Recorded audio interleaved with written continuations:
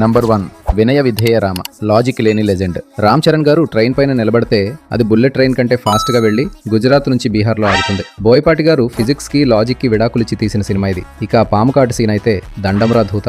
Newton గారు చచ్చిపోయాడు కానీ ఈ సినిమా చూసుంటే మళ్లీ చచ్చిపోయేవాడు. Number 2 Liger. World wide torture. Vijay Deverakonda garu వాట్లగా దేంగే అన్నారు. నిజంగానే మన జేబులకి బుర్రలకి వాట్ పెట్టేశారు. ఆ నత్తి డైలాగులు భరించడం కంటే ఎండలో లైన్ లో నిలబడటం ఈజీ. మైక్ టైసన్ లాంటి లెజెండ్ ని పిలిపించి ఆయనతో కౌబాయ్ ఆటలు ఆడించారు. అది మామూలు టాలెంట్ కాదు. ఇది పాన్ ఇండియా సినిమా కాదు, పాన్ ఇండియా తలనొప్పి. Number 3 agent. వైల్డ్ సాలా కాదు, వైల్డ్ టార్చర్. అయ్యగారు బాడీ ట్రాన్స్ఫర్మేషన్ చేశారు కానీ స్క్రిప్ట్ ని మాత్రం గాలికి వదిలేశారు. సినిమా అంతా వైల్డ్ సాలా అని అరుస్తుంటే థియేటర్లో జనాలు మా కొద్దిరా అయ్యా ఈ గోల అని అరిచారు. నిర్మాత గారే వచ్చి సారీ మా దగ్గర కథ లేదు అని చెప్పారు. అంటే కథ లేకుండానే 80 కోట్లు ఖర్చు పెట్టారన్నమాట.